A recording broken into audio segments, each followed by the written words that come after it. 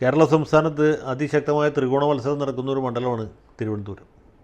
തിരുവനന്തപുരം പരമ്പരാഗതമായിട്ട് UDFന് മേൽക്കോയ്മയുള്ളൊരു മണ്ഡലമാണ്. 1980 മുതൽ ഉള്ള ചരിത്രമെടുത്ത് പരിശോധിച്ചാൽ അവിടെ 2 തവണയാണ് LDF സ്ഥാനാർത്ഥികൾ വിജയിച്ചിട്ടുള്ളത്. ഒന്ന് 1996 സംസ്ഥാനത്ത് വലിയ തരംഗമായിരുന്നു. ആ കൂട്ടത്തിൽ CPIയുടെ KV സുരേന്ദ്രനാഥ്, ആശാൻ എന്ന് വിളിച്ചിരുന്ന KV സുരേന്ദ്രനാഥ് സിറ്റിംഗ് MP ആയിരുന്ന A ചാൾസിനെ പരാജയപ്പെടുത്തി വിജയിച്ചാണ്.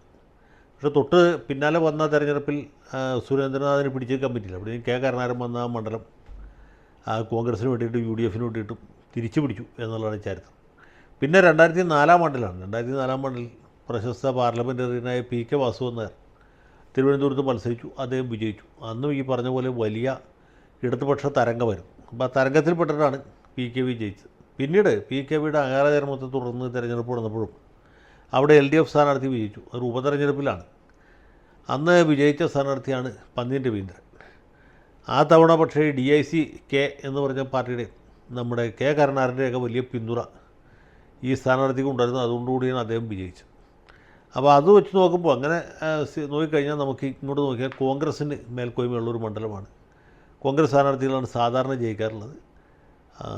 ചാൾസ് ആണെങ്കിലും VS ശിവകുമാർ ആണെങ്കിലും ഇപ്പോൾ ശശി തരൂരാണെങ്കിലും കോൺഗ്രസ് പ്രസ്ഥാനത്തിൻ്റെ ഒരു ശക്തിയിലാണ് അവിടുന്ന് വിജയിച്ചുകൊണ്ടിരിക്കുന്നത്. മറ്റ് ഘടകകക്ഷികൾക്ക് അത്രയും പ്രാധാന്യമോ പ്രാമുഖ്യമൊന്നും ഇല്ല തിരുവനന്തപുരത്ത്. അപ്പോൾ ഇങ്ങനെ ഒരു മണ്ഡലത്തിൽ ശശി തരൂർ എന്ന് പറഞ്ഞ സ്ഥാനാർത്ഥി വരുന്നു. അത് 2009 വരുന്നത്. 2009 വന്നപ്പോൾ അദ്ദേഹത്തിന് വലിയ എതിർപ്പ് പല ഭാഗത്തുനിന്നും ഉണ്ടായിരുന്നു. ഇദ്ദേഹം ഇസ്രായേൽ പക്ഷപാതിയാണ് എന്ന് പറഞ്ഞ് ഇവിടുത്തെ ചില മുസ്ലിം തീവ്രവാദ ഗ്രൂപ്പുകൾ അദ്ദേഹത്തിനെതിരെ ആക്ഷേപം ഉന്നയിച്ചു. പക്ഷേ എന്നിട്ടും അദ്ദേഹം 1 ലക്ഷത്തോടടുത്ത ഭൂരിപക്ഷത്തിലാണ് അന്ന് ജയിച്ചത്. 2014 അദ്ദേഹത്തിൻ്റെ ഭാര്യയുടെ അകാല നിര്യാണവുമായി ബന്ധപ്പെട്ട് പല വിധത്തിലുള്ള വിവാദങ്ങളൊക്കെ ഉണ്ടായിരുന്നു. എങ്കിലും അതും ഒരു പരിധിവരെ ഏശിയുള്ളൂ. അദ്ദേഹം കുറഞ്ഞ ഭൂരിപക്ഷത്തോടെയാണ് എങ്കിൽ പോലും വിജയിച്ചു. അത് കഴിഞ്ഞ തെരഞ്ഞെടുപ്പിൽ വീണ്ടും അദ്ദേഹം മത്സരിച്ചു. പക്ഷേ ഈ നേരത്തെ ഇദ്ദേഹത്തെ കുറ്റപ്പെടുത്തിയ അതേ വിഭാഗങ്ങൾ തന്നെ പുള്ളിക്ക് വോട്ട് ചെയ്യുന്നൊരു സാഹചര്യം നമ്മൾ കാണേണ്ടതായിട്ട് വന്നു. അങ്ങനെ ഒരു ശക്തമായ നിലയിലാണ് ശശി തരൂർ നിൽക്കുന്നത്. സാധാരണ നിലയിൽ അദ്ദേഹത്തെ തോൽപ്പിക്കാൻ ആരെക്കൊണ്ടും സാധ്യമല്ല. അവിടെ CPI സ്ഥാനാർത്ഥിയായിട്ട് സഖാവ് പന്ന്യൻ രവീന്ദ്രൻ മത്സരിക്കുന്നുണ്ട്. പക്ഷേ അദ്ദേഹത്തിന് എന്തുമാത്രം ഇതിൽ ഒരു മുന്നോട്ട് പോകാൻ കഴിയും എന്ന കാര്യത്തിൽ സംശയമുണ്ട്.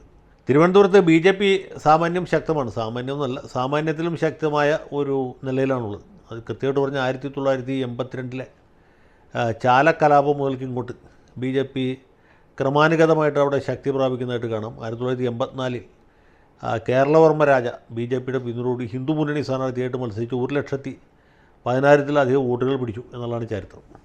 പിന്നീട് BJP കുറച്ചൊക്കെ ഒളിമങ്ങി എന്നുള്ളത് ശരിയാണ്. പക്ഷേ കഴിഞ്ഞ 3-4 തെരഞ്ഞെടുപ്പുകളിലായിട്ട് BJPയുടെ ശക്തി വീണ്ടും ക്രമാതീതമായിട്ട് വർദ്ധിച്ചുകൊണ്ടിരിക്കുന്നതായിട്ട് കാണാം. രാജഗോപാലാണ് ഒരു പുതിയ ട്രെൻഡ് ഉണ്ടാക്കിയത്. 99-ലും 2004-ലും ഒക്കെ അവിടെ ശക്തമായ ത്രികോണ മത്സരം ഉണ്ടാക്കാനായിട്ട് രാജഗോപാലിന് സാധിച്ചു. പക്ഷേ അദ്ദേഹം 2014 തെരഞ്ഞെടുപ്പിൽ അത് മോഡി തരംഗവും കൂടിയായിരുന്നു. അവിടെ വിജയത്തിന് തൊട്ടടുത്ത് വരെ എത്തി. പക്ഷേ തരൂരിൻ്റെ അടുത്ത് വിജയിക്കാൻ കഴിഞ്ഞില്ല. എങ്കിൽ പോലും രാജഗോപാൽ എന്ന് പറഞ്ഞ ഒരു വിഗ്രഹം തിരുവനന്തപുരത്ത് സ്ഥാപിക്കപ്പെട്ടത് അങ്ങനെയാണ്. അപ്പോൾ അദ്ദേഹം പിന്നീട് അടുത്ത തെരഞ്ഞെടുപ്പിൽ നിയമസഭയിലേക്ക് വിജയിച്ചു. അങ്ങനെ BJPയുടെ ഏക വിജയിയായിട്ട് അദ്ദേഹത്തിന് മാറാൻ കഴിഞ്ഞു. അപ്പോൾ ഇതാണ് BJPയുടെ അവസ്ഥ. BJP സ്ഥാനാർത്ഥിയായിട്ട് മത്സരിക്കുന്നത് രാജീവ് ചന്ദ്രശേഖറാണ്. അദ്ദേഹം വളരെ സമ്പന്നനായ ഒരാളാണ്, വ്യവസായിയാണ്, മറ്റ് രീതിയിലൊക്കെ വ്യക്തിമുദ്ര പതിപ്പിച്ച ആളാണ്, വിദേശ വിദ്യാഭ്യാസം നേടിയിട്ടുള്ള ആളാണ്. അപ്പോൾ അദ്ദേഹം നല്ലപോലെ പണം ചെലവഴിക്കുന്നുണ്ട്. വളരെയധികം ഗൃഹപാഠം ചെയ്തിട്ടാണ് ഈ തെരഞ്ഞെടുപ്പിനെ അഭിമുഖീകരിക്കുന്നത്. സ്വന്തം നിലയ്ക്ക് ഒരുപാട് പ്രവർത്തകരും പുള്ളി അവതരിപ്പിച്ചിട്ടുണ്ട്. അപ്പോൾ ഇതെല്ലാം കൂടി ചേർന്ന് രാജീവിൻ്റെ വിജയ സാധ്യതകൾ വർദ്ധിപ്പിച്ചു എന്നുള്ളതാണ് പൊതുവെയുള്ള ധാരണ. അത് എന്തുമാത്രം വിജയകരമാണ് എന്നറിയണമെങ്കിൽ നമുക്ക് തെരഞ്ഞെടുപ്പ് എണ്ണവരെ കാത്തിരിക്കേണ്ടി വരും. കാരണം ശശി തരൂരിനെ അങ്ങനെ എഴുതി തള്ളാൻ ആരെക്കൊണ്ട് സാധിക്കില്ല എന്നുള്ളത് ഇതിനകം തന്നെ തെളിയിക്കപ്പെട്ടുള്ള കാര്യമാണ്.